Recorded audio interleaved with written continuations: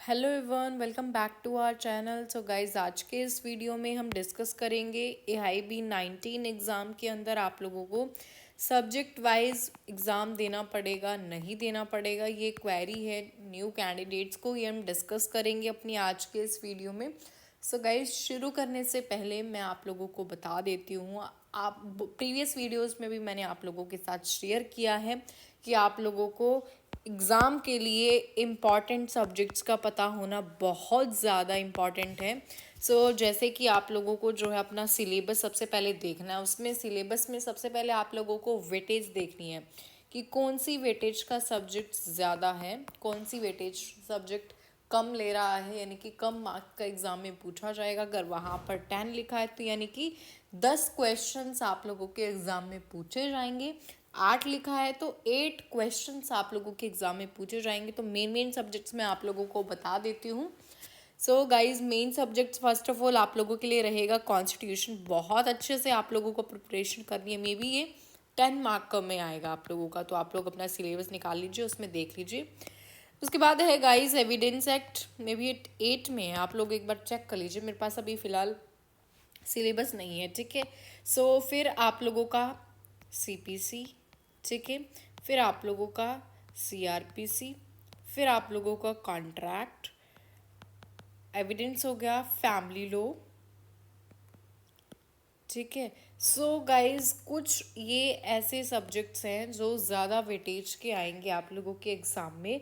मैं ये नहीं बोलूँगी कि जो बाकी के सब्जेक्ट्स हैं वो आप लोगों को छोड़ देने हैं, वो भी करने हैं, बट हाँ, फर्स्ट प्रायोरिटी आप लोगों को इन सब्जेक्ट्स को देनी है। ऐसा नहीं करना है कि आप लोग बाकी जो कम वेटेज वाले सब्जेक्ट्स हैं वो आप लोग पहले कर रहे हैं, एंड जो ज़्यादा वेटेज वाले एग्ज़ाम है सब्जेक्ट्स हैं उनको आप लोग बाद में कर रहे हैं।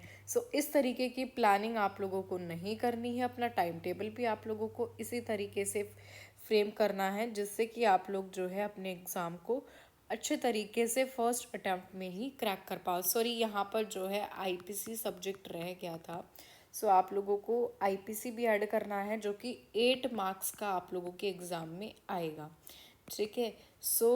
कॉन्स्टिट्यूशन लॉ 10 नंबर का एग्ज़ाम में आएगा, IPC जो है 8 मार्क्स की आएगी, CRPC 10 मार्क्स की, CPC 10 मार्क में आएगा, एविडेंस एक्ट 8 मार्क्स में आएगा, फैमिली लॉ भी आप लोगों को जो मैंने बताया है वो भी 8 मार्क्स के इसके अंदर आएगा। ये कुछ सब्जेक्ट्स हैं जो कि आप लोगों को ध्यान रखने हैं, और लॉ ऑफ टॉर्ट्स भी आप लोगों को करके जाना है।